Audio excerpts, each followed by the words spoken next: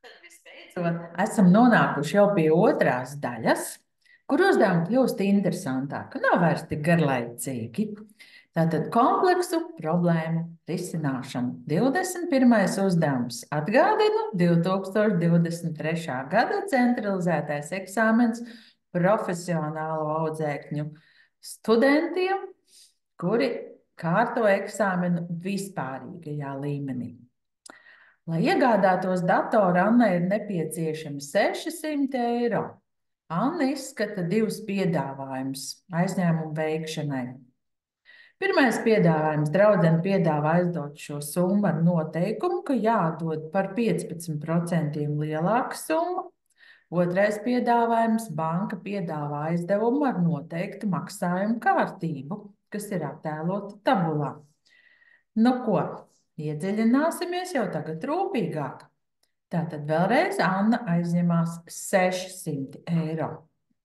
Nu, ko tad mums piedāvā draudzene? Draudzene piedāvā īsu un kodolīgi. Tātad pirmais piedāvājums: atdosi man 600 eiro un vēl piemaksāsi klāt 15% no kā? Nu, no aizdotās summas. Tātad atceries, procenti vienmēr ir no kaut kā. Ņemam kalkulātoru, saspiežam podziņas, 600 plus 0,15 reizes 600 un iegūstam rezultātu, ka draudzenei būs jāatdod 690 eiro. Nu, lūk, tas ir pirmais piedāvājums. Godīgi sakot, nemaz to otro piedāvājumu negribas sākt rēķināt, jo es ieraugu, ka banka mums prasa atdot 12%, un pie tam nevis 12% no visas summas, 12% no atlikušās summas katrā tajā maksājumā. Man jau tagad ir skaidrs, ka bankā būs izdevīgāk nekā pie draudzenes. Nu, bet par ko tad mums eksāmenā liks tos 4 punktus? Tāpēc nāksies jau laikam tomēr parēķināt, jo par kaut ko taču tos punktus mums liks. Pierakstīšu šo te draudzenes piedāvājumu šeit un tīrīšu nost, lai mums ir vietiņa, kur risināt bankas piedāvājumu. Tā kā eksāmenā ir kalkulators, tad šie te uzdevumi nebūtu nav sarežģīti. Spaidam tik podziņus un rēķinam. Tātad mums ir bankā pirmais maksājums.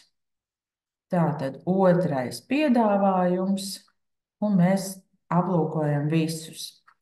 Tātad pirmajā maksājumā mums ir jāatdod, re, kur rakstīts 120 eiro plus 12% no atlikušās summas. Un banka jau mums iedod tabulu, nu, neesmu gan ņēmusi aizņēmumu, bet zinu, ka banka taisa skaistu tādu pārskatu, kur cilvēks var visu redzēt, kas viņam būs jāmaksā. Tikai jābūt uzmanīgam ar procentu likmēm. Labāk neriskēt ar mainīgajām procentu likmēm. Nu, bet šeit viss ir skaidri zināms. Tātad 120 eiro plus 0,12 reiz atlikusī naudas summa. Saspēdam podziņas un uzzinām, ka pirmajā reizē jādod 177,6 eiro.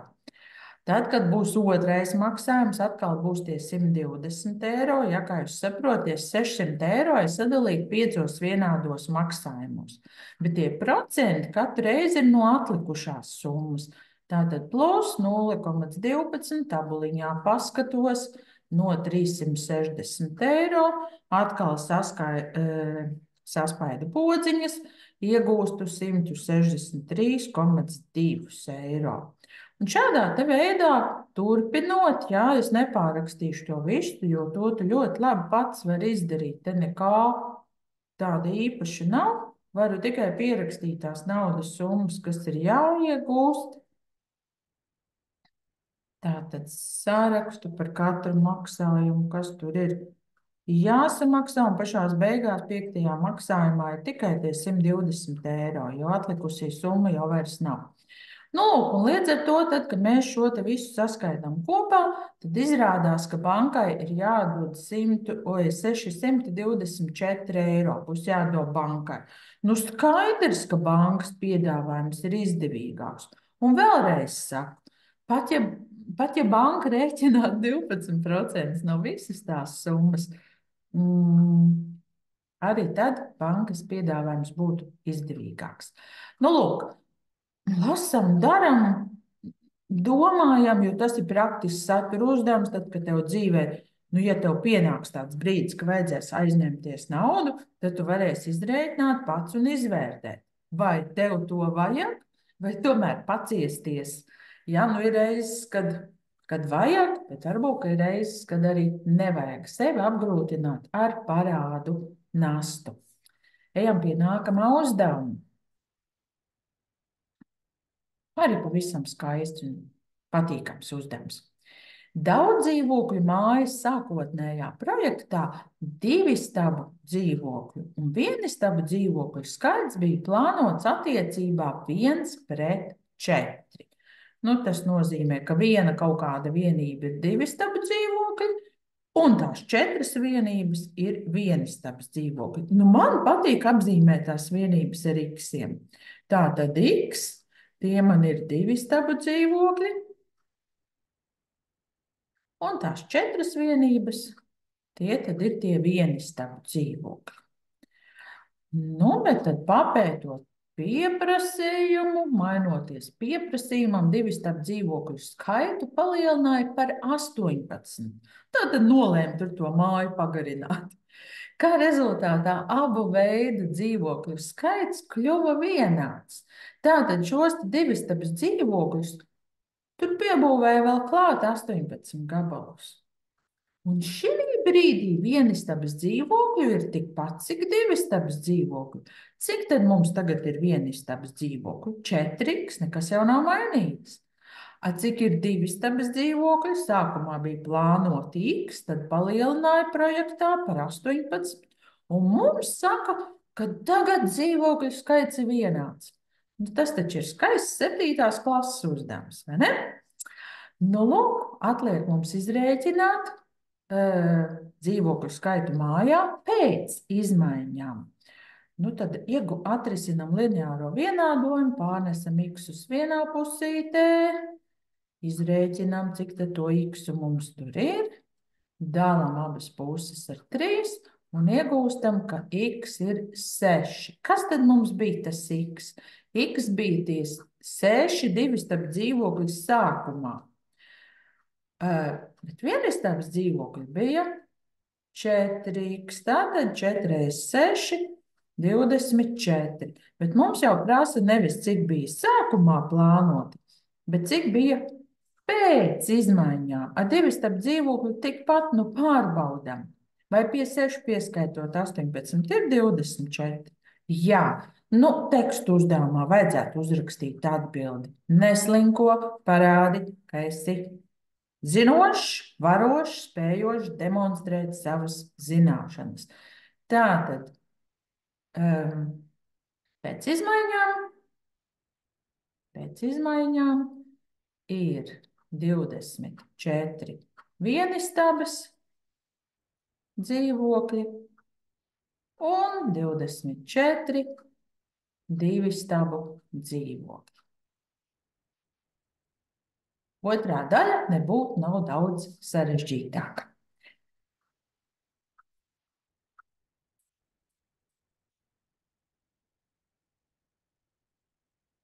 Un tā nākamais uzdevums, 23. jau ar kādām skaistām funkcijām, nesaistīts, bet nebaidīgs. Nebūs grūti. Tiksim ar visu galā. Un tā. Vietnē tika ievietoti 2 videoklipi, kuram katram sākotnēji bija 50 skatījumi. Skatījumu kopējo skaitu pirmajam klipam apraksta funkcija f no t vienāca 50 reiz 2 pakāpē 0,1 t, bet otrajam klipam funkcija g no t, kas ir 50 reiz 3 pakāpē 0,05 t. kur T ir laiks dienās kopš videoklipa ievietošanas. Kāpēc abām tām funkcijām ir tas skaitlis 50? Tāpēc, ka mums ir teikts, ka sākotnēji bija 50 skatījumu. Tad, kad vēl neviena diena nav pagājusi un T ir 0, ja šī vietā formuliņās es varētu ielikt, ka T ir 0, tad mums sanāktu, ka F no 0 ir vienāds ar 50, jo 2 0. pakāpē ir 1. Un G no 0, ja T vietā ieliek 0, ir 50 reiz arī vieninieks, jo trīnieks arī būtu 0. pakāpē. Ja? Tāpēc tajā formulā ir tas 50. Labi, ko tad mums prasa? Ar aprēķiniem vai spriedumiem pamato, kuram klipam būs lielāks skatījumu skaits pēc 10 dienām. Nu, manuprāt, te nav sarežģīti risināt. Atliek tikai to skaisti pierakstīt. Tātad, ja man dienas ir 10, tas nozīmē, ka es tagad funkcijas formulā T vietā lieku 10. Norakstu doto funkciju T vietā ieliekot 10. Un 2 mums ir pakāpē 0,1 reiz 10. Tālāk jau es izpildu darbības. Tātad 50 reiz 0,1 reiz 10 ir 1. Nu, ja tu šaubies par sevi eksāmenā, spied kalkulatorā, un tātad 2 pirmajā pakāpē ir 2, un reiz 50 ir 100 skatījumu. Tātad pēc 10 dienām pirmajam videoklipam ir 100 skatījumu. Tieši to pašu izdarīšu ar otru funkciju. Tātad arī šeit laiks ir 10 dienas. Rakstu formuliņu 50 reiz 3, 0,05 reiz 10.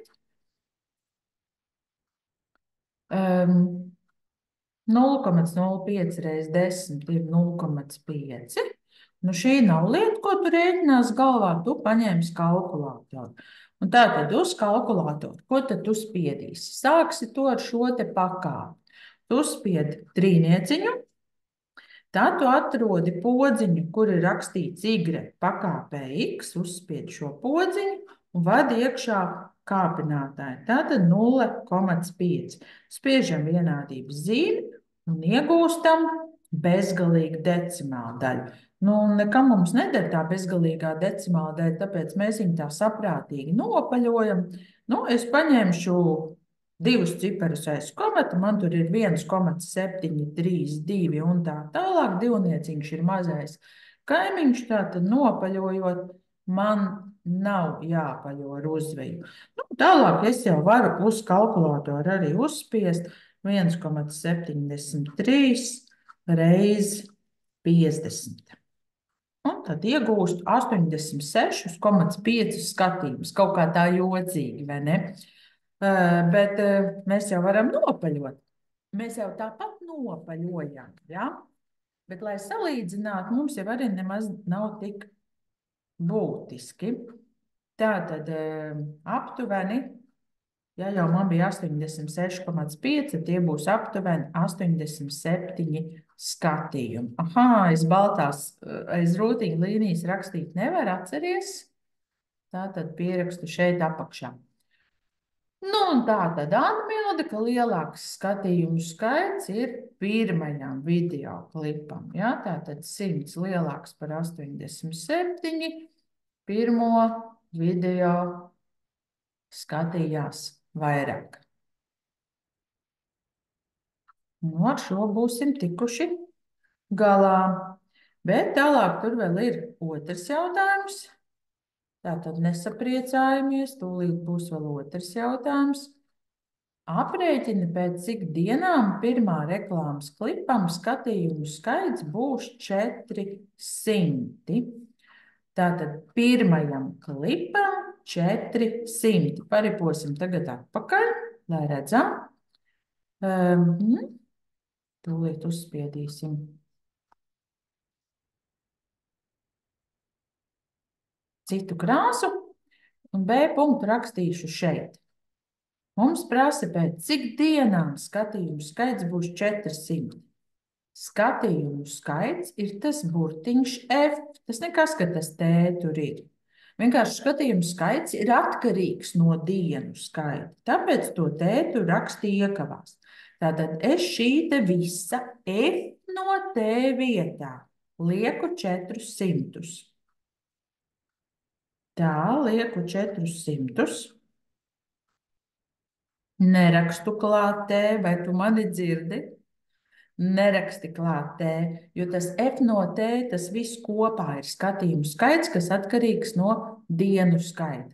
Un norakstu tagad otrā pusītē to pirmā video klipa skatīšanās funkciju. Un tagad man šo brīnumu vajag atrisināt. Nu, pirmām kārtām, ko es ieraugu? Es ieraugu, ka labajā pusītē ir reizinātājs 50. Tas nozīmē, ka es vienādojam abas puses varu dalīt ar 50. Nu, ja tu esi apjutis un domā, kā tā reizināšana tur notiek, nu, tad es tev mazliet parādīšu, kā tas notiek. Tātad es abās pusēs varu palikt apakšā daļsvītriņu 50, un tad šie skaitļi saīsinās. Svarīgi tas, ka tie ir reizinātāji. Ja nebūtu reizinājums, tad nevarētu īsināt. Ja? Īsināt var tikai reizinātājs. Un šeit mēs saīsinām, un mums paliek 8. Tad pie kā es tagad esmu nonākusi? Es esmu nonākusi pie tā, ka man jau vienādojums ir kļuvis vienkāršāks. Es tagad abas vienādojumu puses tā apmetīšu riņķī. Tad rakstīšu kreisajā pusē to, kas man palika. 2 pakāpē 0,1 t vienāds ar, un tur man palika 8. Un tas, kas šeit ir uzrakstīts, tur mainīgais atkal ir kāpinātājā, līdz ar to tas ir eksponentu vienādojums.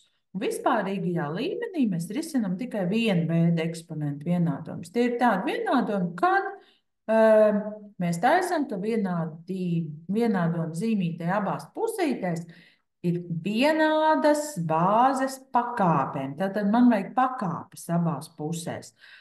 Nu, tā kā astotnieks ir 2/3 pakāpē, tad es viņu vietā rakstu 2/3 pakāpē.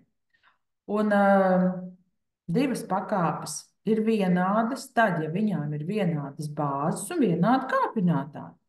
Tā kā bāzes ir vienādas, tā kāpinātāji, tad tās mēs varam atmest, un mums paliek vairs tikai kāpinātāji. Nu, tad šo tēmu atrisināt varam pavisam skaisti, pareizinām abas vienādojuma puses 10, lai nebūtu jādala 0,1. 0,1 reiz 10 ir 1, tātad 1t ir vienāds ar 30. Un pierakstam atbildi, ka pēc 30 dienām būs 400 skatījumu. Lūk, 23. uzdevums arī veiksmīgi ir izpildīts un palikuši vairs tikai nieka 2 uzdevumi. Tātad 24. uzdevums par telpiskām figūrām. Torņa jumtam ir konusa forma. Jumta augstums ir 2 metri, torņa diametrs ir 6 metri. Aprēķini torņa jumta virsmas laukumu. Skaitli pi un starp rezultātu m nopaļo līdz 100 daļām. Rezultātu kvadrātmetros nopaļo ar precizitāti līdz 10 daļām. Nu, tad šī ir tā svarīgā vieta, kur tev ik pa laikam jāapstāsta. Kā tad tev ir jārīkojas? Nu, palūkojamies, kas tad mums vispār ir redzams formulu lapā. Tā, tad meklējam ģeometrijas pusi. Konus. Tātad, kas mums ir uzrakstīts par konusu? Par konusu mums ir uzrakstīts, kā var aprēķināt s pilnu, nu nekur nav komentārs, kas ir s, ja tur nekas nav klāta, tā ir pilna virsma, sastāv no sānu virsmas plus pamata laukumu.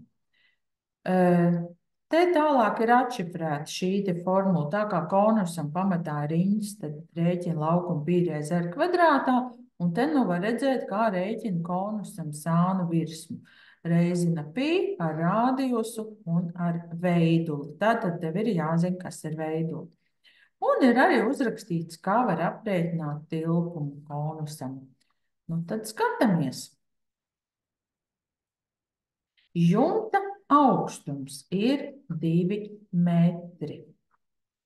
Tātad jumta augstums ir 2 metri. Jumts mums ir konus.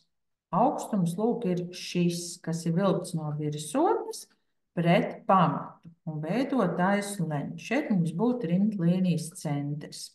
Nu, es par rādījus uzskatīju šo te. Tātad šeit mums ir rādījus, šis ir augstums, un te mums veidojas skaists taisleņa trīsstūrītis. Tad šī ir veidule. Nu, un pēc zīmējuma un arī pēc uzdevuma teksta mēs redzam, ka H ir 2 metri. Torņa diametrs ir 6 metri. Nu, ja jau diametrs ir 6 metri, tad rādījus ir 2 reizes mazāks, un tie ir 3 metri. Aprēķini torņa jumta virsmas laukumu. Un formulu lapā, ka mēs skatījāmies, tad sānu virsma konusam ir pi reiz r reiz l. Nu, tur nav īpaši būtiski, vai rakst lielu r vai mazo r. Veiduli vienmēr gan apzīmē ar mazo L burtiņu. Tā kā mums tur ir stāstīts, ka skaitli pi un starprezultātu m. Starprezultātu m nopaļo līdz 100 daļām. Nu labi. Tad mēs ņemam kalkulātoru un spiežam uz kalkulātoru pi. Jums nav jāvada skaitlis. Nu, neesmu īsti droši, ka man ļoti vajadzētu to pi nopaļot, lai gan te tā ir jau rakstīts. Skaitli pi un starprezultātu m nopaļo līdz 100 daļām. Nu, man vienmēr liekas savādi, kāpēc man vajadzētu to pi nopaļot, ja kalkulātorā ir gatavs pi burtiņš dots.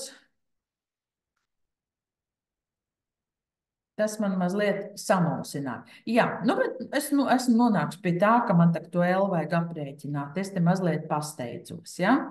Šitas nav nekas nepareiz, to atstājam vēlākam brīdim, un mēs šobrīd aplūkojam taisleņķa trīsstūri, kur mums ir augstums, rādījus un veiduli. Tā kā tur ir skaists taisleņķa trīsstūris, tad mēs redzam, ka izpildās Pitagora teorēma, ka hipotenūza kvadrātā ir vienāda ar viena katete kvadrātā plus otra katete kvadrātā. Tas nozīmē, ka veiduli L es varu aprēķināt velkot kvadrātsakni no H kāpinātu kvadrātā, tātad 2 kvadrātā ir 4, plus rādījus kāpināts kvadrātā 9.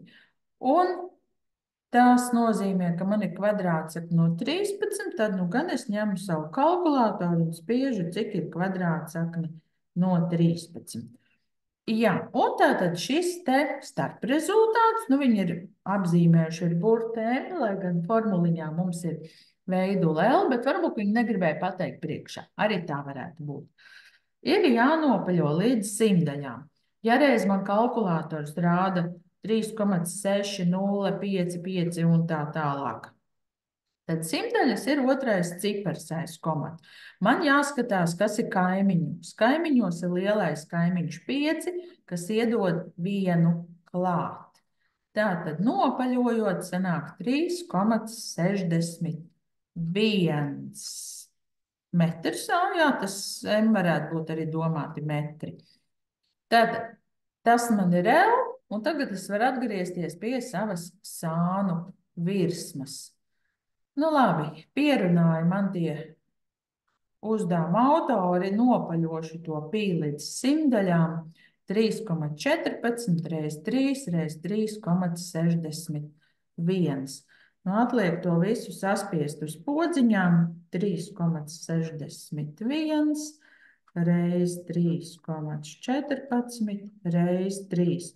Ļoti silti iesaku eksāmenā podziņus saspaidīt vairākas reizes, jo cik tur vajag, tev roka paskrien uz kaut kādu citu podziņu, un tu esi izrēķinājis nepareizi. Tā, nu, man rāda šādu galīgu decimālu daļu, bet rezultātu jānopaļo ar precizitāti līdz 10 daļām. 10 daļas man ir pirmais cipars aiz komata, blakus sēž nullīte, Nu, tad līdz 10 daļām nopaļojot būtu 34,0 kvadrātmetri. Nu, bet nulli jau var nerakstīt. Tātad 34 kvadrātmetri. Nedomājos, uzdevums ir pabeigts. Un tā ir otrā daļa, un kaut kā aizdomīgi viegli, vai ne?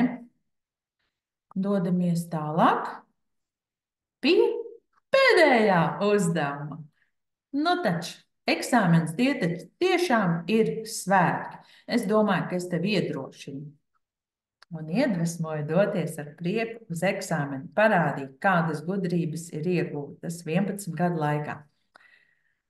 Dots kups pierādi, ka leņķis DGE ir 60 grādi. 3 punkti. Tev nemaz daudz nebūs jādara.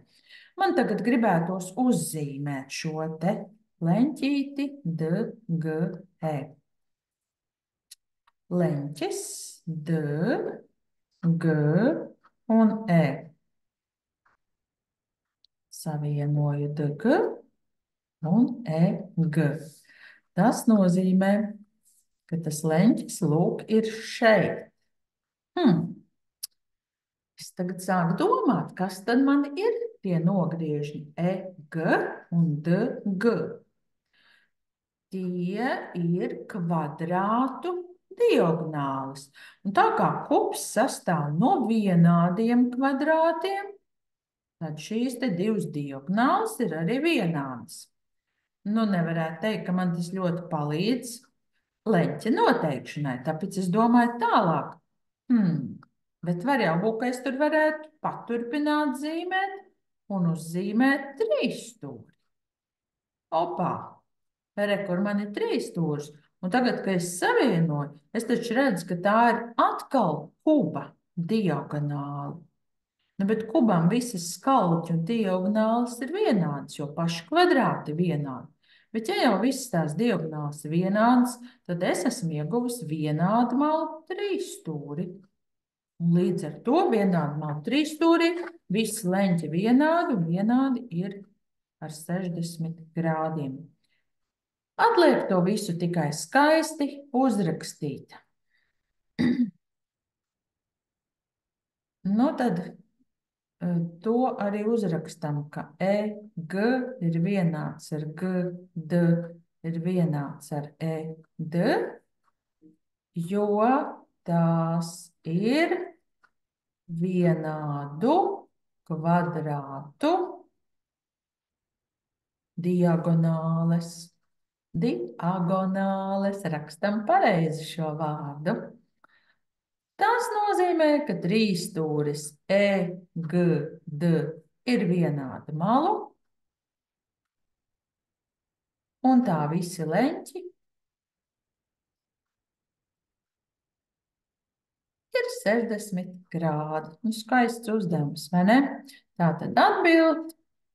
Nu, tas jau mums arī bija jāpierāda. Labi, lai būtu iesāku rakstīt atbildi, leņķis DGE ir 60 grādi. Nu, lūk, vispārīgā līmeņa eksāmens noteikti nav nekas briesmīgs. Tā kā vēl tev veiksmi eksāmenā ar smaidu uz lūpām, ar 2 vienādām pildspalvām, kuras labi raksta, ar zīmolu, kur tu lietos tikai savām vajadzībām, neko nezīmēsi un nerakstīsi, jo to nenoskanēs un neredzēs.